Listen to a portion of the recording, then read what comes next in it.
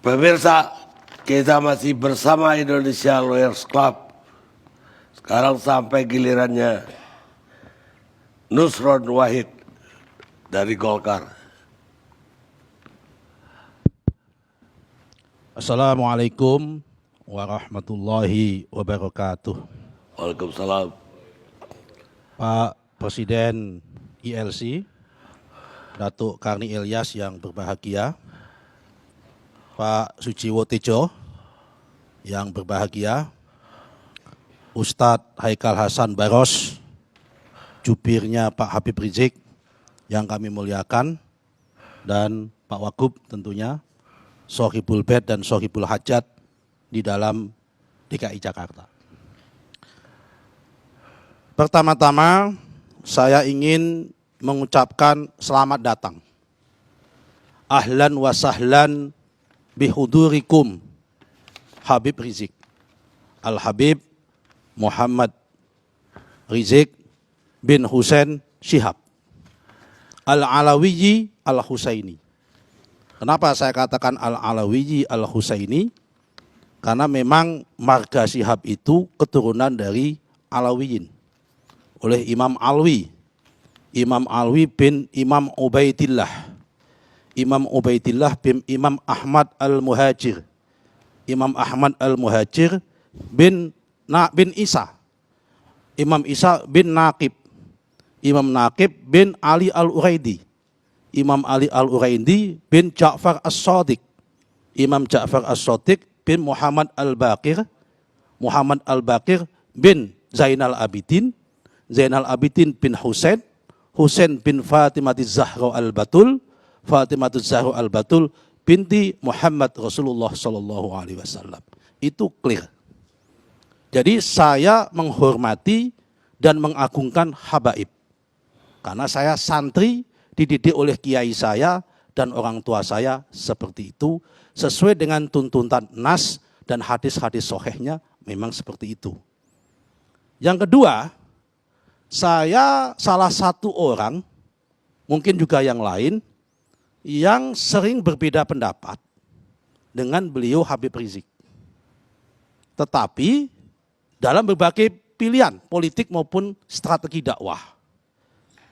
Dalam pilihan politik kami berbeda pendapat dalam pilkada DKI maupun pilpres tahun 2019 kemarin. Beliau tidak mau memilih Ahok, saya menjadi timnya Ahok. Beliau pendukung 02, saya pendukung 01. Tetapi pilihan itu tetap tidak mengurangi rasa hormat saya kepada habaibnya. Karena bagi saya, kehormatan hormati orang itu tidak harus mengikuti. Al-hurmatu khairun minat ta'ati. Menghormati itu jauh lebih baik dan didahulukan daripada mengikuti. Sebagai contoh misal, saya menghormati Imam Hanafi, tapi saya mengikuti Imam Syafi'i. Tapi kemudian bukan berarti kalau saya mengikuti Imam Syafi'i, saya membenci pada pengikutnya Imam Hanafi. Tidak seperti itu. Bukan berarti saya tidak bisa mengikuti Habib Rizik, bukan berarti saya membenci Habib Rizik. Bukan berarti saya membenci para pengikutnya Habib Rizik. Itu masalah pilihan. Dan saya meyakini, saya gembira ada habaib pulang dan datang ke Indonesia. Kenapa itu saya gembira kalau ada habaib pulang ke Indonesia?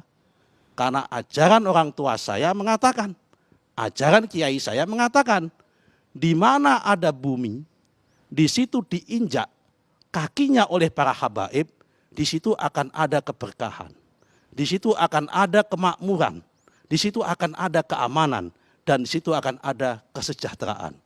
Ahlul baitil Mustafa Tuhuri, hum amanul ardi fattahiri, syubbihum bil anjumi zuhuri, mislama qad ja'a fis sunani. Itulah bait-bait doa yang disampaikan oleh Al-Habib Abdullah bin Alwi Al-Haddad memandang fenomena kehabaiban ini. Itu yang pertama. Yang kedua, saya tidak setuju dan menyayangkan. Kenapa saya menyayangkan ada acara di Petamburan? Saya setuju maulid nabinya. Tapi saya agak sedikit keganggu karena ada pidato-pidato yang tidak diperlukan. Itu seharusnya yang harus dihindari. Tetapi maulid nabinya ini saya setuju. Kenapa? Kok sampai ada fenomena ini, kok protokol kesehatan ini dilanggar? Ini pemerintah, kita semua perlu tahu, ini fenomena apa? Menurut saya ini, mohon maaf, bukan fenomena mobilisasi untuk melawan pemerintah, tidak ada. Juga bukan fenomena untuk konsolidasi tahun 2024, terlalu jauh menurut saya. Ini fenomena biasa. Ini fenomena orang mahabbah, orang cinta. Mahabbah kepada siapa? Kepada Rasulullah. Karena maulid Nabi. Dan maulid Nabi yang penuh tidak hanya ada di Petamburan. Saya setiap tahun, kemarin sudah datang. Cuma tahun lalu Habib Rizik gak datang. Saya setiap tahun datang ke Tebet. Peringatan maulid Nabi Sayyidul Walid Al-Habib Ali bin Abdurrahman Asghaf. Saya datang, Ustadz. Tiap tahun saya datang. Kenapa? Karena saya terpanggil. Saya rindu kayak ada panggilan untuk hadir di acara itu. Tetapi tidak ada. Dan di tempat-tempat yang lain juga penuh. Maulid-maulid itu penuh. Lautan manusia, nggak terbendung. Namanya orang cinta. Itu melampaui batas. Termasuk batas-batas kesehatan. Termasuk batas-batas protokol. Namanya cinta. Cinta tidak bisa didekati dengan law enforcement. Pak Karni Ilyas punya anak, cinta, jatuh cinta, dilarang pacaran, nggak mungkin, tetap nyolong-nyolong. Cinta hanya bisa difasilitasi, nikahkan dia, karena cinta. Karena itu ini juga butuh renungan. Setelah ini bagaimana? Setelah ini perlu kita renungkan. Apakah ini memang mau diketatin semua, kalau boleh satu, boleh semua, atau tidak tadi disampaikan. Saya mencoba dengan judul lagu Ku Cari Jalan Yang Terbaik. Saya usul. Kalau memang mau diketatin, ketatin semua. Termasuk pasar-pasar ditutup. Tapi kalau pasar-pasar ditutup, mohon maaf, ekonomi resesi. Tapi kalau pasarnya dibuka, peringatan maulid nabinya dilarang, nanti terkesan pemerintah diskriminasi. Hanya mengutamakan kepentingan material, yaitu kepentingan perut, logistik, sama kepentingan kesehatan. Pemerintah nggak boleh seperti itu. Pemerintah harus juga mempertimbangkan keseimbangan spiritual. Nah, karena itu saya mengusulkan jalan tengah dan terobosan yang ilmiah, fasilitasi. Tadi Pak Wagub mengatakan, peringatan kegiatan-kegiatan keagamaan diperbolehkan sepanjang satu, misal, panitia menyiapkan masker sesuai dengan kebutuhan yang hadir. 2, kapasitas tempat diukur. Kalau misal kapasitasnya adalah 10.000, yang boleh hadir maksimal 5.000. Dan itu dijadikan prasyarat. Nggak mungkin ini dilarang. Kenapa? Kalau pemerintah hanya semata-mata mengesankan ekonominya dilonggarkan, kegiatan keagamaannya diketatkan, nanti terkesan diskriminasi. Karena apa? Orang buat maulid Nabi ini mahabbah, kerinduan, nggak bisa dicegah. Dan di kampung-kampung jalan, di mana-mana jalan, dan fenomena orang menghadiri habaib banyak, tidak hanya Habib Rizik, hampir semua habaib, hampir semua majelis mencintai Rasulullah, maulid penuh lautan manusia di Indonesia ini. Meskipun ada pandemi, nggak peduli mereka-mereka ini. Kenapa? Cinta. Cinta menganggap apa? Justru dengan adanya COVID, mereka punya anggapan teman-teman, dengan saya menghadiri maulid Nabi, mungkin saya dapat syafaat, penyakitnya hilang. Ini keyakinan, nggak bisa dibantah.